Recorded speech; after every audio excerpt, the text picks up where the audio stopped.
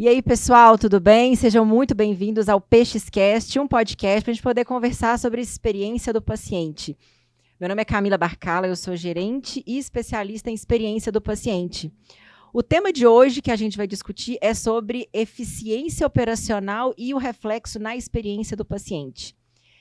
Pessoal, esse é um podcast patrocinado pela Cenal, uma agência de SEO para alavancar o seu negócio de saúde. Acesse o QR Code que vai aparecer aí na tela, não deixa de entrar em contato com a Cenal e alavancar seu hospital, consultório, seja lá qual o segmento, o serviço de saúde que você possui. Nossa convidada de hoje, ela é nada mais, nada menos que gerente de operações. Por isso este tema, que por sinal também foi um tema que foi pedido via LinkedIn. A nossa convidada de hoje é a Suelen Pegnolato. Suelen, se apresenta aí para o pessoal. Olá, Camila. Tudo bem, gente? Então, eu sou Suelen, formada em farmácia. Ok. Né? Então, eu tenho aí quase 12 anos de formação como farmacêutica. E aí, você me apresentou como gerente de operações, né? Então, há menos de um ano, eu fiz uma transição de carreira.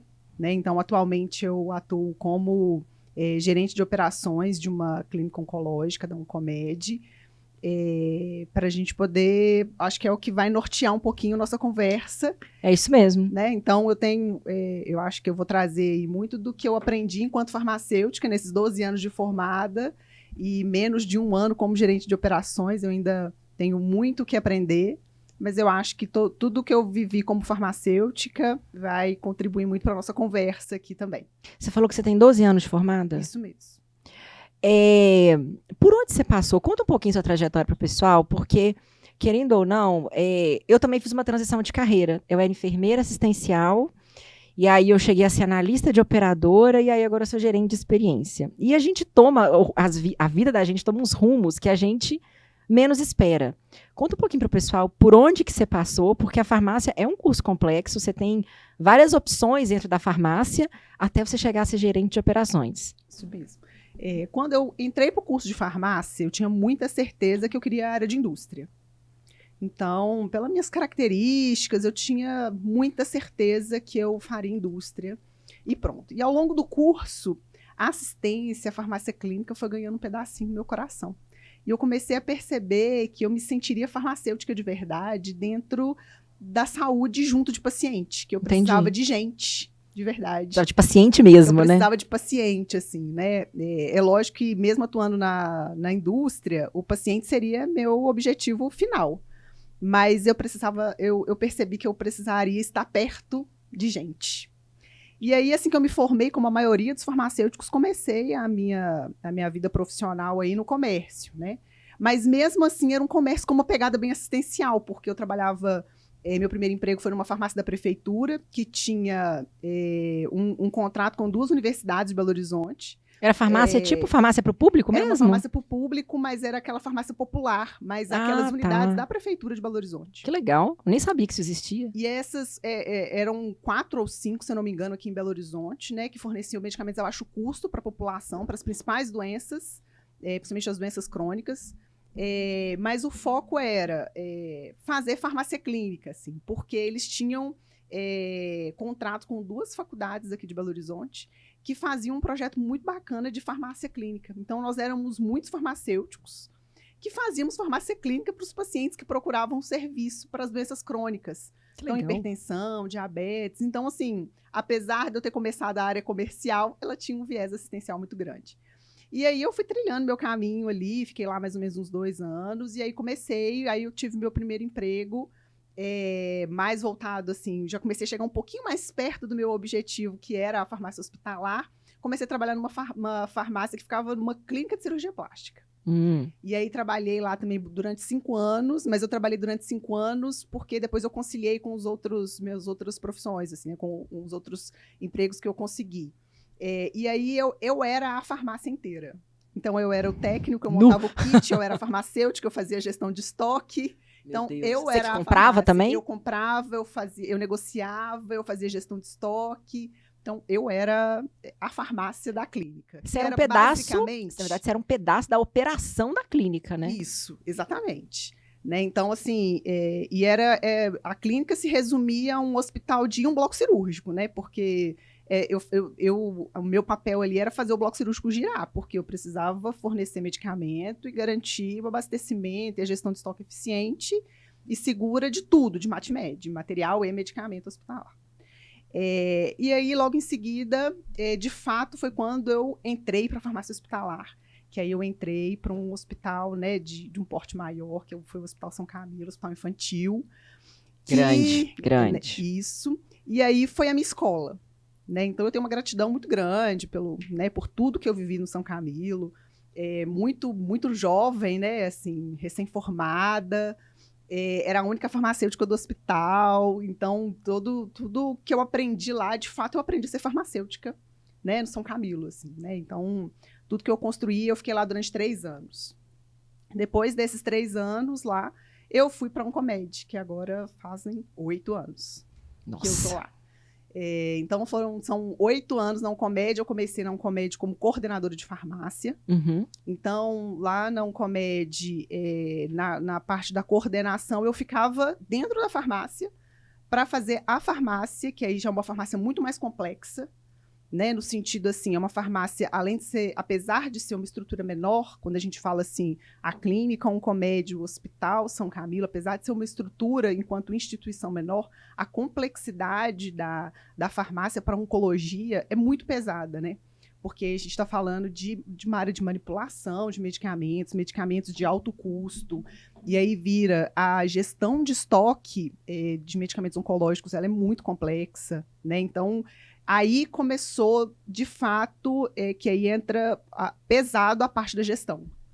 Porque gerir um serviço de farmácia dentro de uma clínica oncológica, ela requer muito conhecimento de gestão, não só gestão, eu falo gestão de estoque, mas gestão de processo e gestão de pessoas. Gestão financeira, né?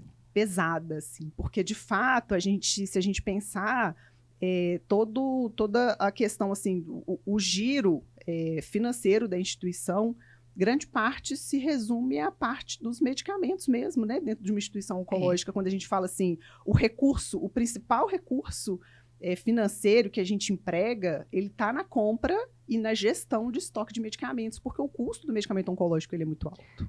Tudo passando na sua mão, né? O dinheiro todo da empresa praticamente passando na sua mão. Que coisa, né? E isso é pesado, assim, porque é uma contribuição com o ciclo financeiro da empresa fundamental. Quando a gente pensa no ciclo financeiro de uma instituição, a gente está falando ali prazo médio de estocagem, prazo médio de recebimento, prazo médio de pagamento. O prazo médio de estocagem, ele tem uma questão ali fundamental para manter o ciclo financeiro de maneira saudável dentro de uma instituição.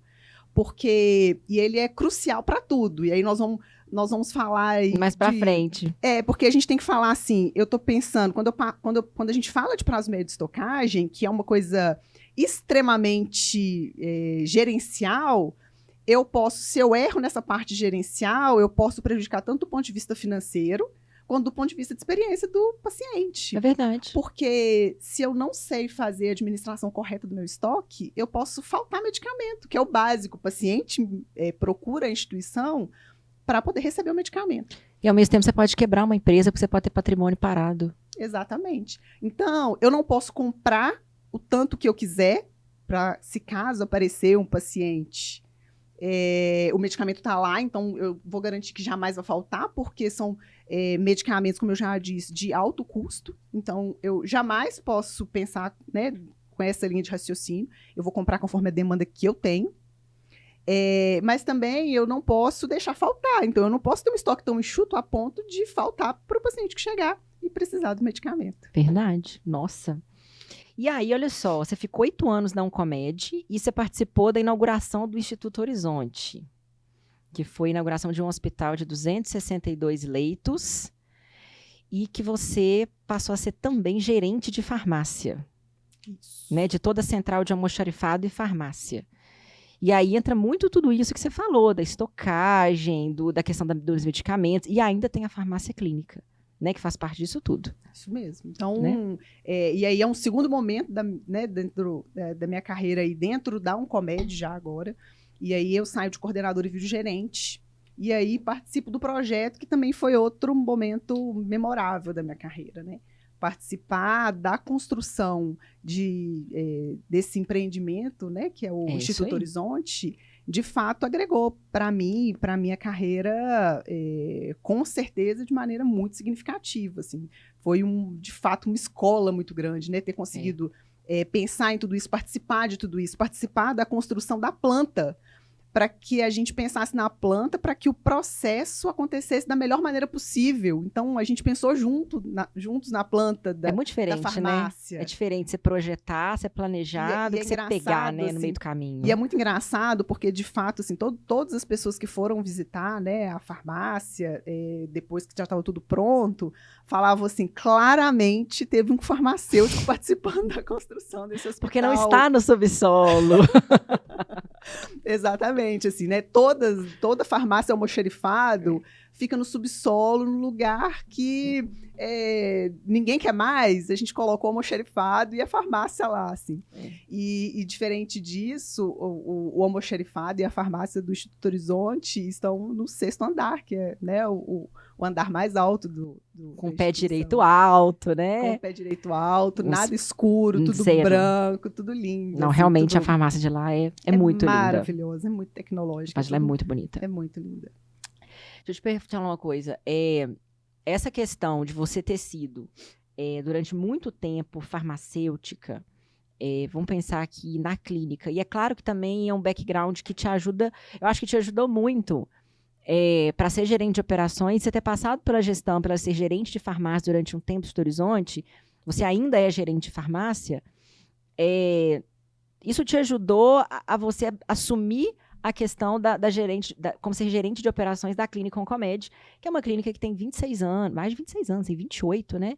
28 anos, uma clínica oncológica muito famosa aqui em Belo Horizonte. Destas áreas, como gerente de operação, quais são as áreas que fazem parte da gerência de operação? Então, hoje, a gerência de operações, ela fica com toda aquela linha de frente de atendimento ao cliente. Então, a gente está falando aí de toda a parte de atendimento, portaria, as recepções, né, a chegada do paciente, depois a parte de farmácia e a parte de enfermagem. Então, e o corpo clínico, apoio ao corpo clínico. Então, toda essa linha de frente aí de atendimento direto ao paciente está na gerência de operações. Toda a parte aí do back-office, né? Então, o funcionamento desse back-office para fazer tudo acontecer, a gente tem gerências específicas que são compartilhadas com outros, com o grupo de maneira geral. E aí, centros de serviços compartilhados, Isso. né? Como é que você liga essas áreas? Porque, assim, elas têm que ter uma comunicação entre elas. Como é que você faz essa ligação? Eu costumo dizer, assim, que a gerência de operações, ela se preocupa o tempo todo, tem que ser processo e gente. Ok. Então, assim, tudo que a gente vai fazer dentro da gerência de operações, a gente tem que pensar isso no tempo inteiro. Então, a gente consegue unir todas essas áreas fazendo processos muito bem feitos. E revisitar esses processos de maneira constante, né? Porque a gente também não tem processo que é fixo, né?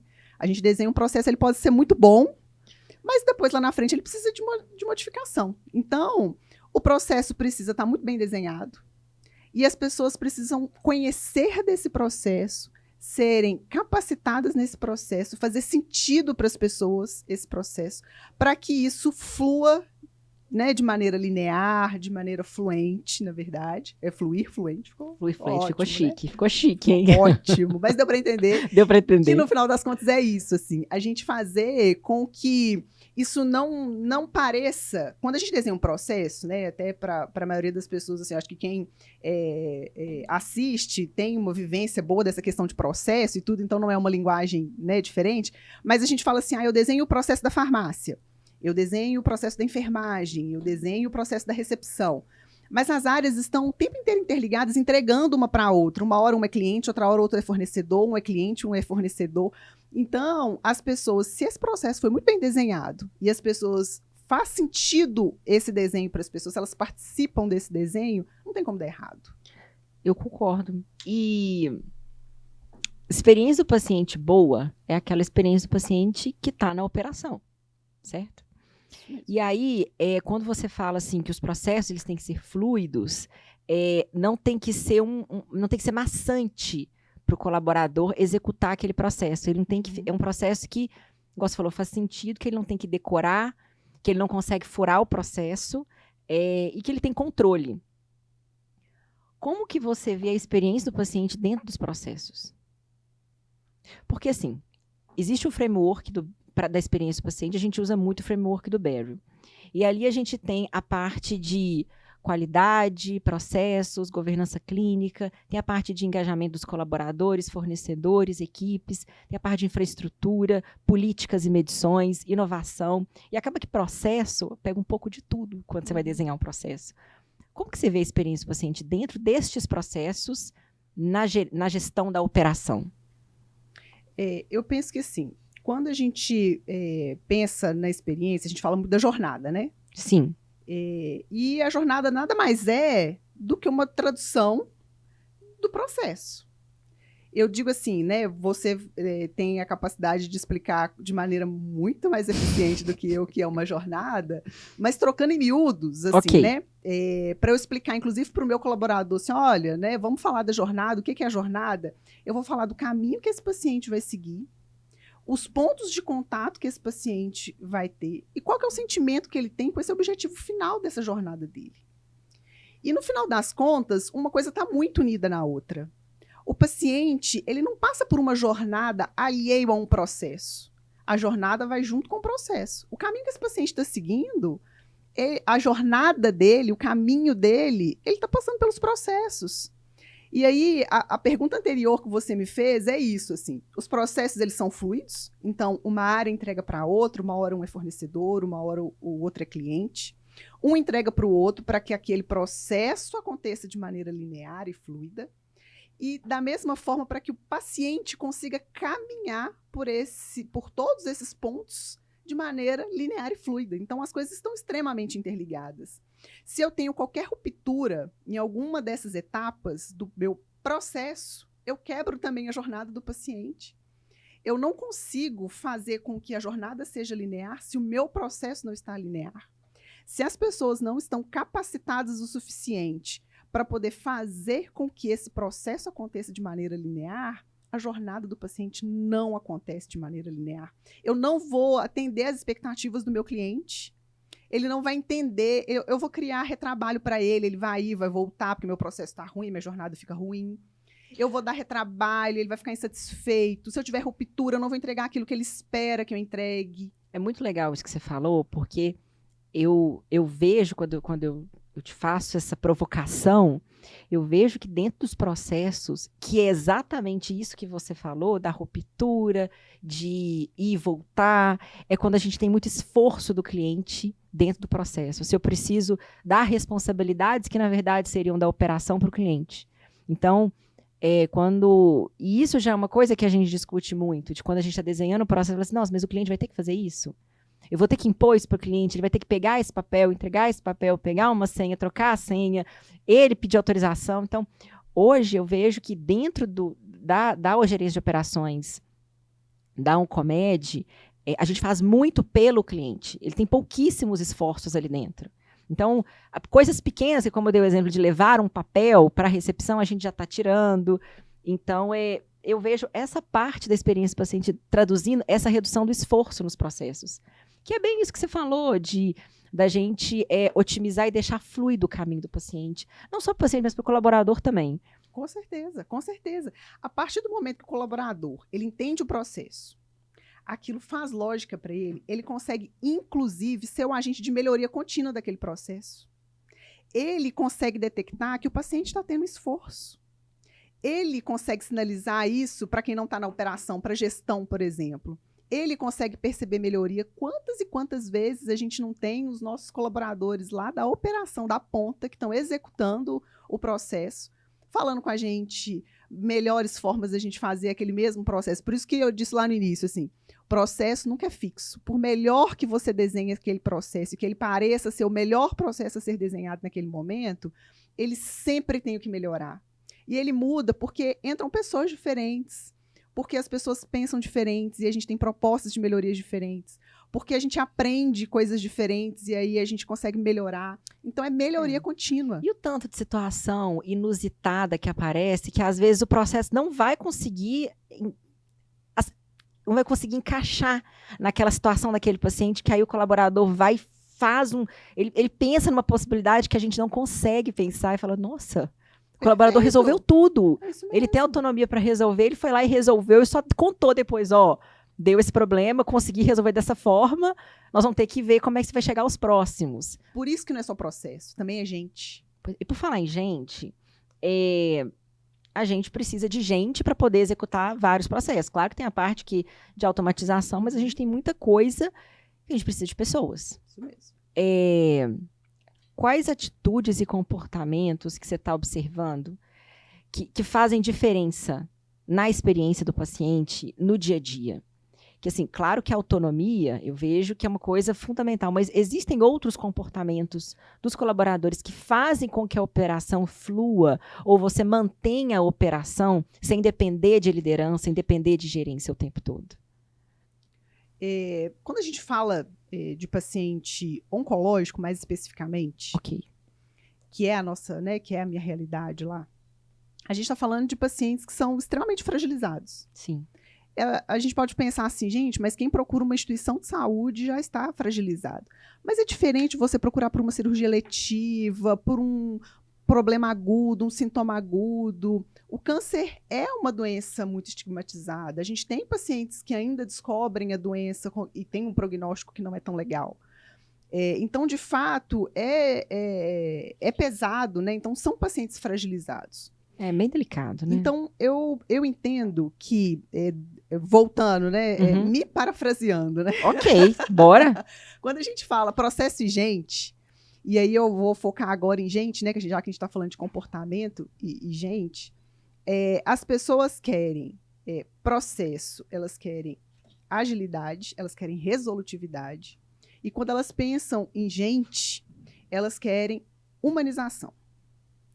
Então, nesse cenário que a gente fala da oncologia, de pessoas tão fragilizadas, a gente tem um outro viés, assim, que a gente precisa levar muito em consideração.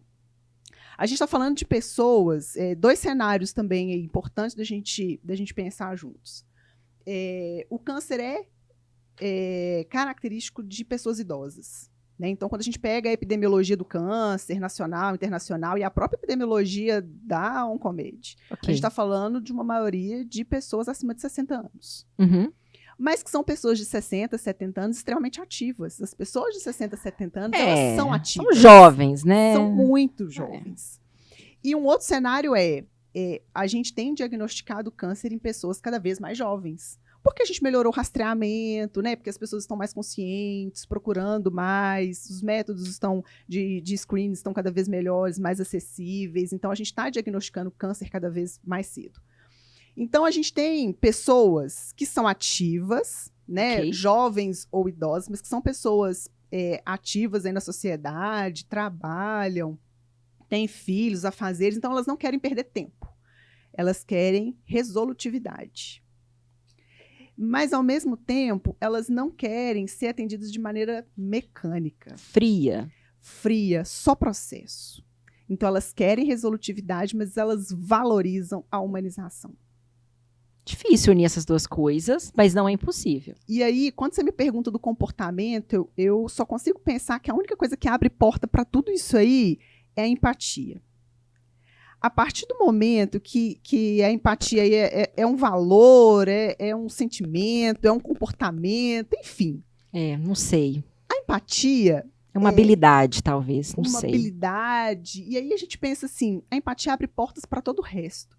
Porque a partir do momento que eu consigo fazer o meu colaborador entender quem é esse público que ele está atendendo, que batalha interna que esse paciente está vivendo, qual que é a angústia dele, que momento difícil que ele está vivendo, eu consigo fazer com que o meu colaborador se preocupe em ser mais gentil cada vez que ele for atender aquele paciente. Que ele se preocupe em reduzir o esforço daquele cliente toda vez, porque ele está sendo empático com ele. Eu consigo fazer com que o meu colaborador se esforce para o cliente não se esforçar. Nossa, que lindo! Nossa! Porra! Então, eu não vejo outro caminho, assim. A empatia, ele vai abrir portas para todos os outros comportamentos que são importantes. E aí a pessoa vai ser proativa, a pessoa vai ser flexível. Então, todos os outros comportamentos, eles vão vir atrás da empatia. É ele que vai abrir portas, de fato, para a gente conseguir a agilidade, a resolutividade esperada, sem perder a humanização. Nossa, foi muito lindo isso que você falou. Tá gravado. Ainda bem que tá bom gravado. que gravou. Ainda bem que tá gravado. Não existe uma fórmula, né? Não. De atitudes e comportamentos. Eu vejo que essa é uma busca incessante do RH, Sim. né, de recursos humanos, para poder trazer os melhores candidatos, para que a gente possa seguir, porque a gente troca o tempo todo. Com certeza. Então, e é um desafio a gente treinar as pessoas nisso. Então, claro que existe métodos de comunicação, que a gente vai falar depois em outros episódios, que também é um desafio, que ele não pode moldar uma pessoa, porque a gente tem que considerar que também o colaborador é um indivíduo único, então eu não posso robotizar ele para poder ele seguir um script. E tem essa questão da acessibilidade, por isso que a gente tem que treinar essa questão dos soft skills o tempo todo, para poder chegar próximo disso que você falou, que eu acho que isso resume muito. Mas eu vejo que tem um comportamento, não sei se você vai concordar comigo, que é boa vontade. O colaborador tem que estar querendo estar ali, porque não tem nada pior que o colaborador que não quer estar ali. Então, isso eu acho que destrói eu sei falar o que dá errado, porque a combinação do que vai dando certo, são vários fatores que vão dando certo, mas existem coisas que você bate o olho e fala, isso está dando errado. Porque destoa muitas vezes, e boa vontade, a pessoa pode não saber nada, mas quando ela tem boa vontade e ela quer ajudar, que é o que você falou, a empatia, né? Você falou um trem muito legal, ele se esforça para reduzir o esforço do paciente. Cara, isso foi muito legal. Isso foi muito legal que você falou. Poxa. E você falou também dos clientes, né? E assim, as perspectivas e as expectativas dos clientes estão cada vez mais altas. Você falou também, vou pegar um pouquinho de tudo que você falou. Você falou anteriormente que a oncologia, ela transita, existe um faturamento muito alto dentro da oncologia, os medicamentos são muito caros, certo? E tem vários serviços de saúde que ou estão ampliando o seu serviço de oncologia ou estão inaugurando o serviço de oncologia. Dentro da nossa cidade a gente vê isso e está isso acontecendo, enfim, no Brasil todo. E cada vez mais esses serviços de oncologia estão muito luxuosos. Então, você tem pisos de mármore, você tem várias tecnologias que envolvem o paciente. Você tem várias coisas, né, que tem aí de facilidades e funcionalidades para o cliente. E com a pandemia, muita coisa mudou. Né? Assim, as necessidades, os objetivos dos clientes mudaram. Você falou que o cliente ele quer tempo e um atendimento humanizado. Mas você acha que esse luxo nas clínicas de oncologia, até que ponto que ele conta? E isso suporta a necessidade do cliente no dia a dia? Dentro das necessidades do cliente no dia a dia, você acha que ainda é tempo e empatia? Eu acho, assim, é lógico que uma hotelaria, ela é o cartão de visita da instituição. E aquilo faz brilhar o olho do cliente. Sim. Né? Quem não quer ser cuidado numa estrutura confortável, luxuosa, quem não quer ser cuidado nessa estrutura, né? Todos nós gostamos. Mas não é isso que brilha os olhos do cliente. Isso é um detalhe. Mas não é isso que retém o cliente. Não é isso que sai lá no NPS. Quando a gente pega, né, e aí nós vamos falando da experiência, quando a gente pega essas métricas, e aí quando a gente vai analisar exatamente todos aqueles pacientes que deram 10 de satisfação, e você vai olhar um por um daqueles comentários, é lógico que sai comentário de estrutura, né? Mas os principais comentários são: fui atendido de maneira carinhosa, fui atendido de maneira respeitosa, meu médico é excepcional. Cita o nome das pessoas. Cita. Então, a gente brinca, né? Hoje eu estava lendo, inclusive, de das áreas das quais eu faço gestão, que é também o Breast Center, o Casa Delas. Então, quando eu estava lendo esses comentários, todos os pacientes que foram os promotores aí do mês anterior, eles citaram o nome do porteiro, que ajudou ele a andar dentro do Instituto Horizonte, para ele não se perder. Então, aquilo fez sentido para ele. Então, isso é muito legal, né? Saber o nome do porteiro. Isso é muito legal. Isso então, é muito legal. Como que esse porteiro atingiu esse cliente de tal forma, facilitou tanto a vida dele, diminuiu o esforço dele, e atendeu ele com carinho e foi funcional para ele naquele momento, que quando ele foi avaliar um serviço de diagnóstico, de consulta, voltado para o câncer de mama, rastreio, enfim, ele citou o porteiro que ajudou ele a andar dentro do hospital. Cara, isso é muito bonitinho. Não tem condição. Então, uma hotelaria, voltando na sua pergunta, uma hotelaria é importante, o luxo, tudo muito importante. Aquilo vai brilhar aos olhos do cliente. Talvez pode ser até um motivo de escolha. No primeiro momento. A escolha inicial, assim. Aqueles clientes que vão visitar várias clínicas, a gente sabe que pra isso poder existe escolher. hoje, né? A gente tem esse Então, serviço. a gente recebe pessoas que querem escolher onde que vão começar o tratamento. Aquilo pode ser a porta de entrada. Mas se não tiver o principal, que é tudo isso que a gente falou agora, o cliente não fica satisfeito. Uma vez eu estava falando com uma chefe minha que parque tecnológico, estruturas grandes, a gente tem vários. Então, assim, vai escolher qual que te mais agrada. Só que gente boa para atender, gente treinada, gente envolvida, não são todos os lugares que tem. E isso é uma coisa engraçada, né? E, assim, e como se preocupa-se mais com a... Ok que a hotelaria é importante, igual você falou. Tem lá no framework do Barry, tem lá ambiente e hospitalidade. Faz parte.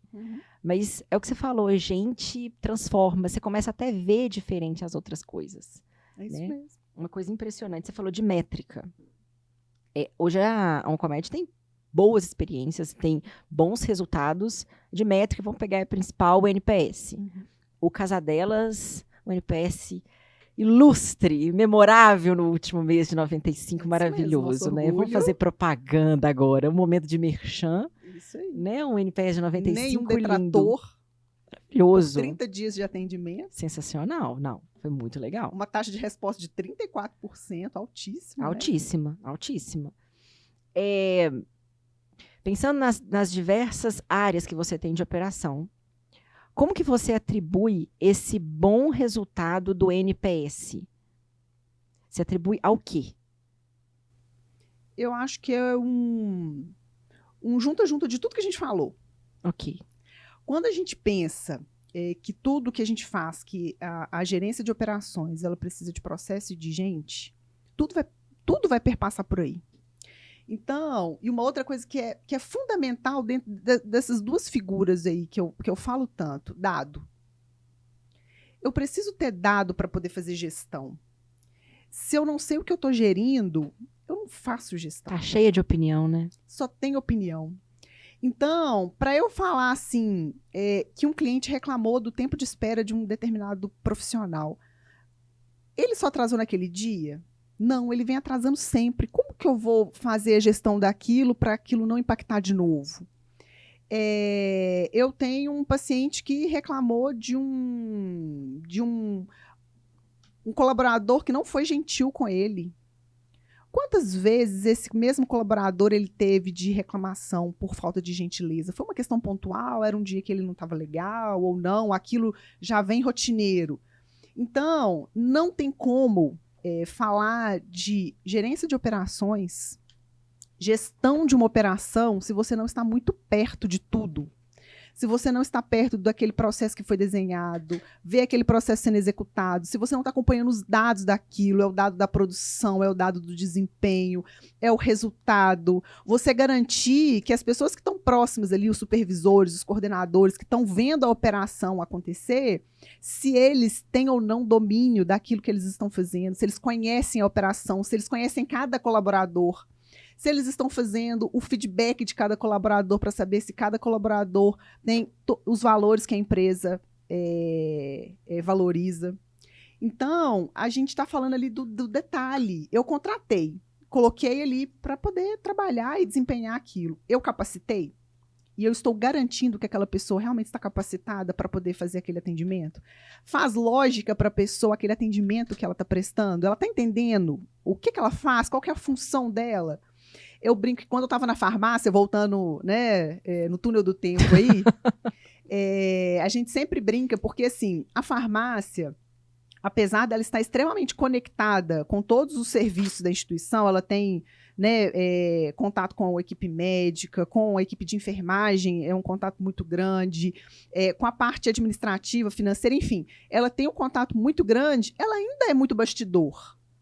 Muito. Né? Então, a farmácia é muito bastidor, de fato. A não ser a farmácia clínica, né? A não ser a farmácia clínica, mas assim, a farmácia, manipulação, gestão de estoque, ela é quase um back-office, assim. Né? A gente lembra que a farmácia, a gente até brinca, né, na farmácia, a gente lembra que a farmácia existe quando a gente atrasa a manipulação, que o paciente reclama, enfim. Quando a gente fala, e toda vez que a gente trazia e contratava um profissional novo para entrar na farmácia, eu sempre perguntava assim, qual que é o que você entende que é o seu objetivo aqui dentro da farmácia? Aí as pessoas já respondiam de cara, assim, né, manipular. Que era o farmacêutico, já respondia de cara, assim, manipular medicamento, fazer gestão de estoque. Não. Sua missão aqui dentro da instituição é manipular com amor o que vai ser infundido numa veia de um paciente, que aquilo vai salvar a vida dele. Vai trazer qualidade de vida para ele, isso pode trazer cura para ele. Isso é muito diferente. Então, é para dar sentido, propósito. Ele não é um fazedor de medicação. Ele não é um diluidor de medicamento, sabe? Não é isso. Tem um propósito, tem um significado. Ele é um profissional muito além, né? Da área da saúde que está ali manipulando e farmácia e manipulação, o medicamento ele é manipulado para aquela pessoa. É personalizado. É personalizado, né? Essa que é a palavra, é personalizado. É para aquele paciente naquele dia. Então, o paciente, ao longo da trajetória dele, ele perde peso, ele tem né, algumas desordens aí, hematológicas que fazem com que ele precise aumentar, diminuir dose de medicamento, enfim. Para aquele paciente, naquele dia, é aquele medicamento que ele vai receber naquela dose. E aquele medicamento ele é manipulado pelo profissional daquele jeito, assim. Então... é aquela coisa, não dá para você estar carrancudo e descontar na medicação. Não existe isso. Não tem. Não tem. E a farmácia, ela é uma linha de produção. Ela é uma linha de produção que se em algum momento... e muito arriscada, né? Você tem que ter muitas barreiras de controle. Muitas barreiras de controle, muitas barreiras de segurança. Né? Então, se alguma etapa daquela linha de produção, ela para, ela estraga, ela não acontece, ela falha, eu paro todo o resto. É grave. Então, é propósito. É propósito. Para a gente conseguir garantir um bom NPS, as pessoas precisam entender o propósito. Porque a partir do momento que elas entendem o propósito, elas têm boa vontade, que é o comportamento. Boa. E aí elas têm boa vontade, elas estão abertas para terem empatia pelo paciente. E fazer além, né? E fazer além aquilo, porque hoje todo mundo é multifunção. Ninguém tem uma função dedicada. É isso mesmo. Assim, você pode você foi contratado para aquilo, mas sempre tem algo que vai além da descrição do cargo. Você tem situações imprevisíveis com o paciente oncológico, ou até mesmo lá no casa delas, ou na sua gestão da farmácia, né? Dentro da operação, você tem ali N situações de pacientes. E às vezes você precisa improvisar. É isso mesmo. E isso vai além da sua descrição de cargo, né? Daquilo que você foi colocado. Você falou muito da questão da farmácia.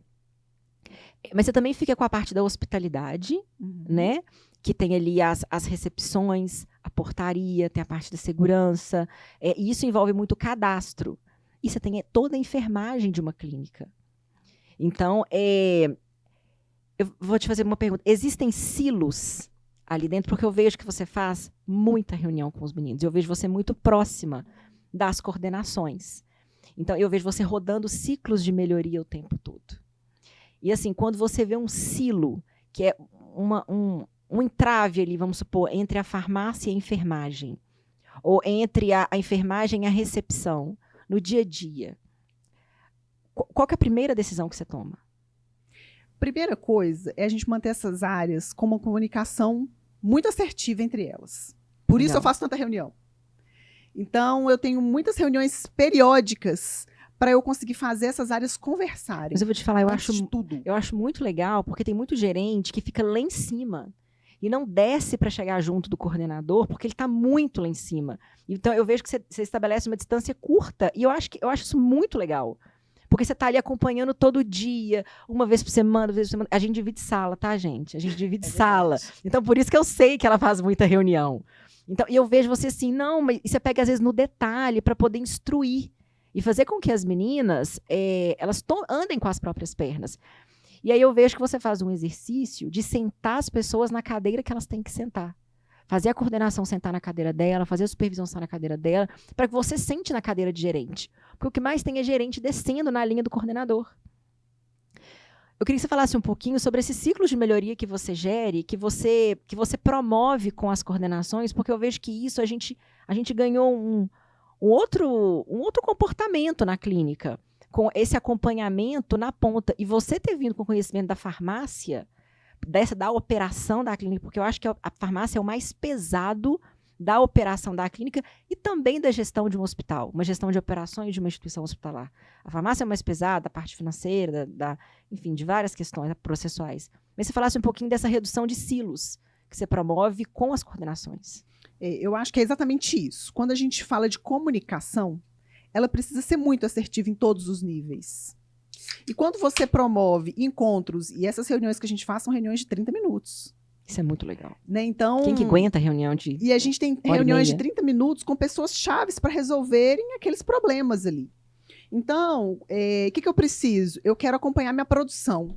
Como que eu vou cobrar da minha linha de frente, da farmácia que está gerenciando o paciente que faz tratamento com o medicamento oral, se ele veio, se ele não veio, se ele precisa ser reagendado, da central de atendimento que está acompanhando um paciente de primeira quimioterapia que a operadora autorizou e ele precisa ser agendado para ele, de fato, iniciar o tratamento dele.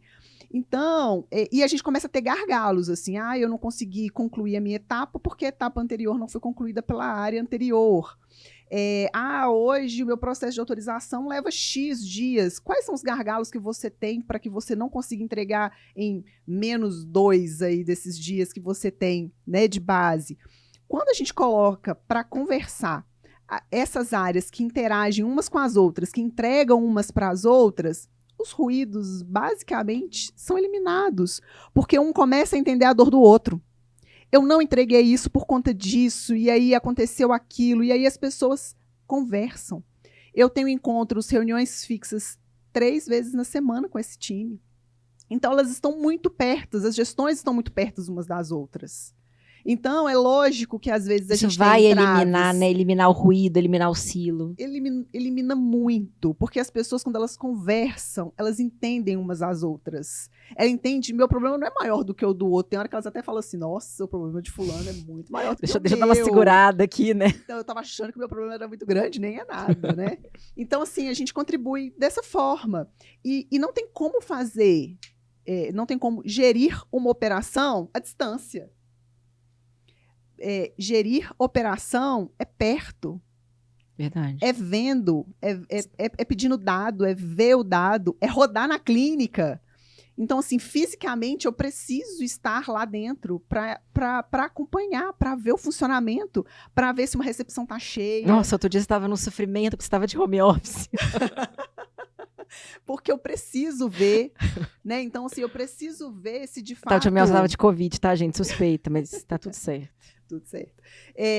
Se por um acaso a orientação que eu dei para a minha equipe, assim, olha, a recepção está muito cheia, não pode subir tantos acompanhantes, como é que você faz? Eu preciso saber se lá na ponta ela está fazendo isso. Tem um médico que está muito atrasado, está gerando insatisfação. Eu preciso saber se ela está conseguindo fazer a gestão adequada daquele cliente para ele não se sentir sem a informação do porquê do atraso. E aí você dá autonomia para suas coordenações e para as lideranças. Eu vejo que você dá autonomia. E eu vejo que uma das coisas mais legais na sua gerência de operação é porque você faz uma gerência, isso vai ficar um pouco redundante, mas é uma gerência autogerenciável. Por mais que você esteja perto, você sai de férias com paz. Porque o que mais a gente vê é gerente saindo de férias em pânico. Ou então, quem ficou, o gerente saiu e quem ficou não consegue sair do lugar. Porque está tudo muito amarrado, está tudo muito na dependência.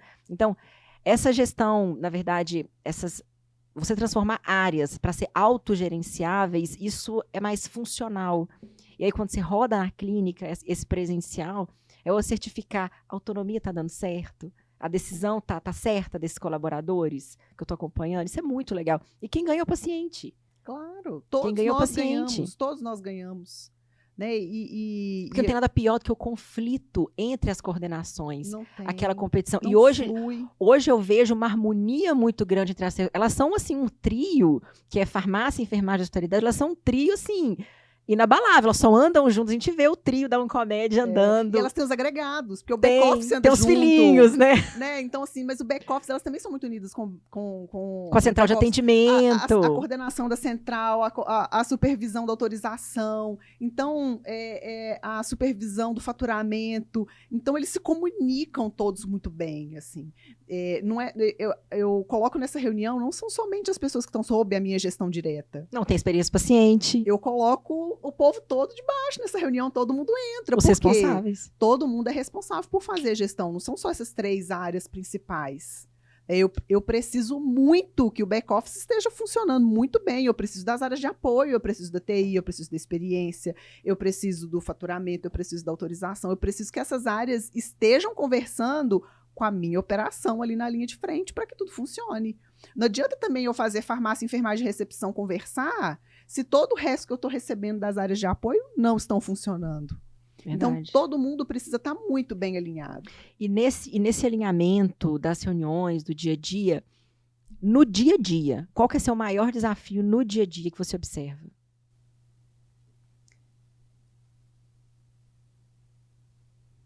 Estou pensando. Pode pensar. Agora é aquele momento da edição, cri-cri. Né?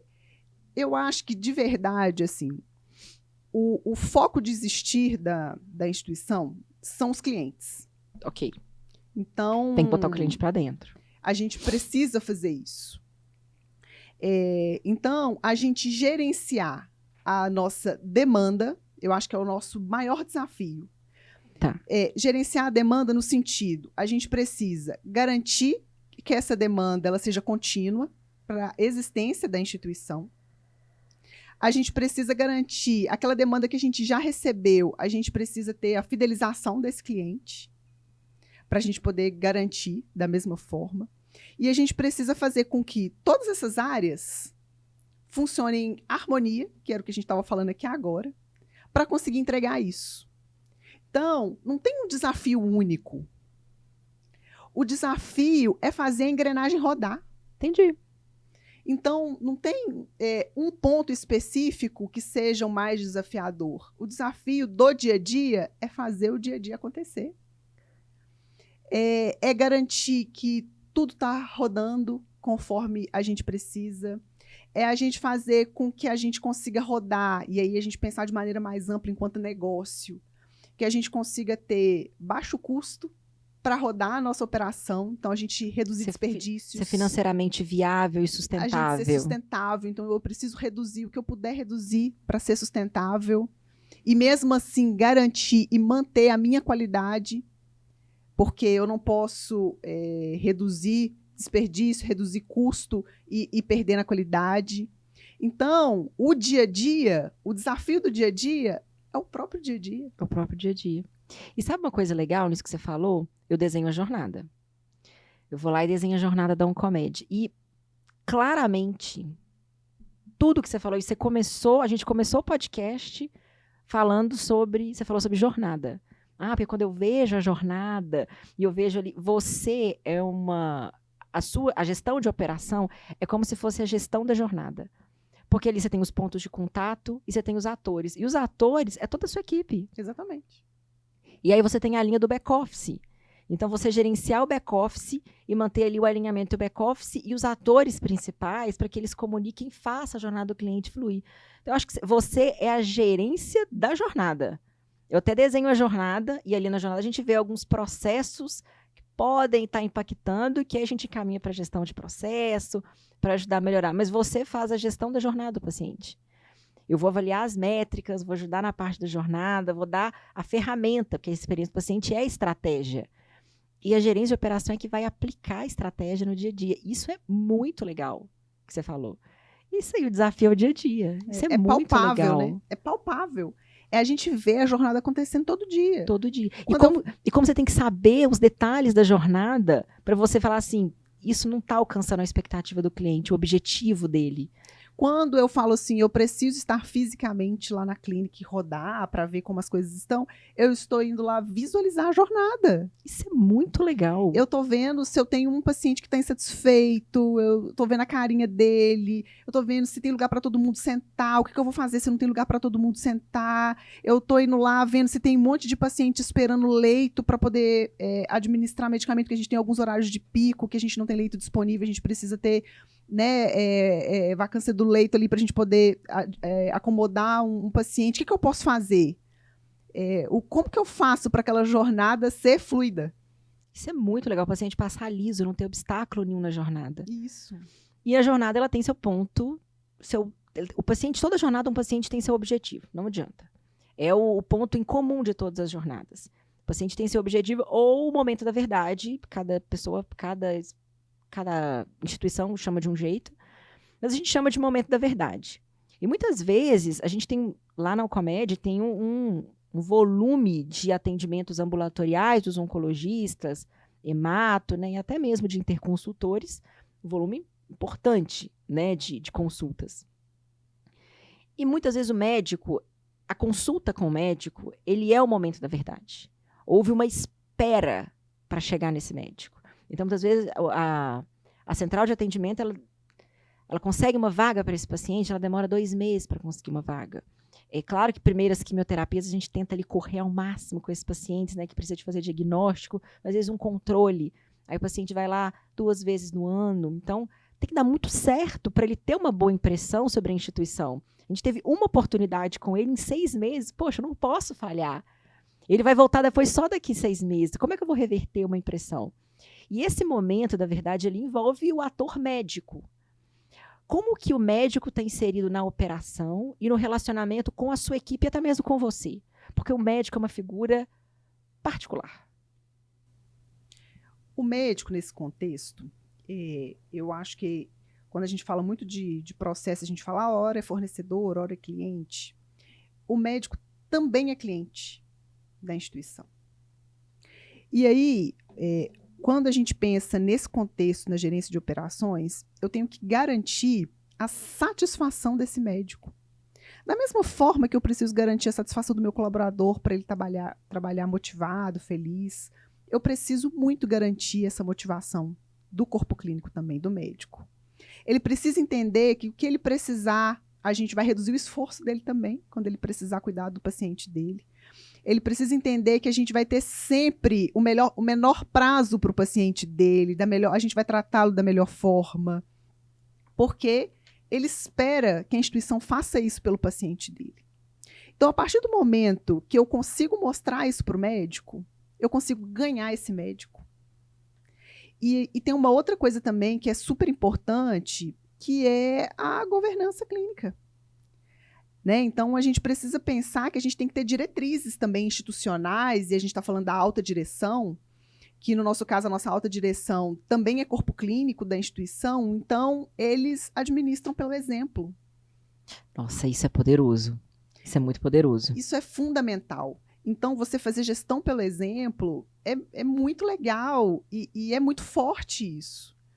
É você passar o que você entende de diretriz institucional e valor para as pessoas que têm a mesma profissão que você e estão executando o mesmo trabalho que você. Perfeito. Então, é uma construção dessas duas questões. O médico ter a confiança na instituição que a gente está fazendo o melhor que a gente pode para ele como profissional e para o paciente dele, porque também a razão de existir do médico é o paciente. É porque se não tem paciente, por que ele está lá? Exatamente. Né? Então, assim, ele também precisa. Então, isso me vem, eu entendo que ele também é cliente, eu concordo. Mas pensando no lado de que ele precisa do paciente, eu vejo ele também como parceiro. Então, ele precisa também da instituição e eu acho que ele precisa contribuir de uma forma positiva para a gente poder reter esse paciente.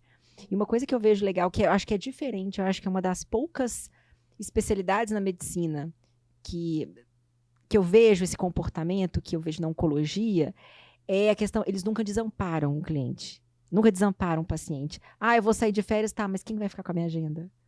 Então, a minha agenda não vai ser fechada e daqui 15 dias eu abro ela de novo. Não, vai ter alguém atendendo esses pacientes. Então, existe uma cumplicidade, certo? Isso mesmo. A especialidade pede isso, né? Isso. Eu não posso interromper um tratamento curativo de um paciente porque eu vou sair de férias.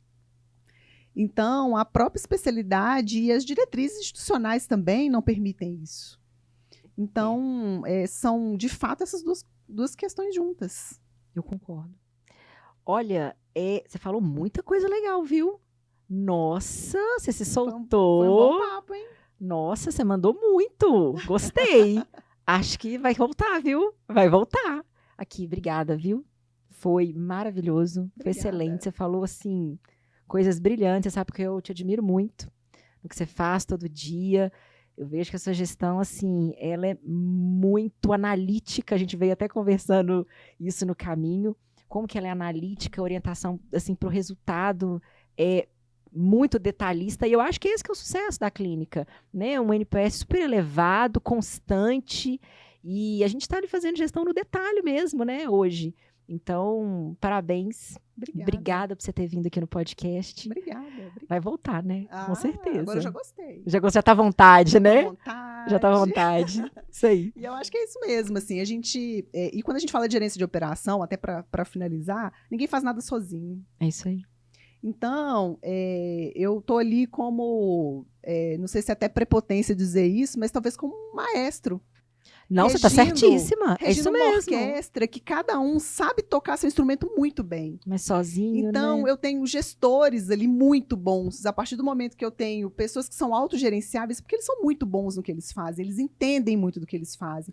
Então, os coordenadores que estão lá, eles sabem muito do que eles precisam entregar. Eu estou ali só regindo e colocando todo mundo na mesma harmonia para a música sair legal. Isso é muito legal. Como que você está colocando... harmonia, já falar em coisas de música, como você está colocando harmonia e deixando as coisas tranquilas e extraindo o melhor da coordenação, porque é uma constante lapidação, né? Porque fazer gestão ali da operação, qualquer cadeira de gerência, você está cuidando de pessoas. Que as pessoas que vão cuidar de outras pessoas. Exatamente. Então, assim, eu vejo como que você está cuidando das pessoas. A gente pode não conseguir fazer tudo, mas a gente está fazendo tudo que tá o melhor que a gente pode, que está no nosso alcance. Sempre, sempre. Isso é sempre. Então, assim, poxa, que papo legal, viu? Gostei demais. Muito legal, muito produtivo. João, vamos encerrar? Pessoal, muito obrigado pela participação. Lembrem-se, este podcast foi patrocinado pela Senal, uma agência de SEO voltada para negócios de saúde. Quer crescer seu negócio, seu hospital, sua clínica, seu ambulatório? Não deixe de acessar o QR Code. Olha só, curte, comenta, compartilha, ativa o sininho para não perder nenhum episódio. Perdeu qualquer episódio para trás? Volta lá nos outros episódios. Agora a gente vai estar no Instagram e a gente também já está entrando no Spotify. Acompanha lá a gente. Muito obrigada, adorei. Maravilhoso. Valeu, João. Falou.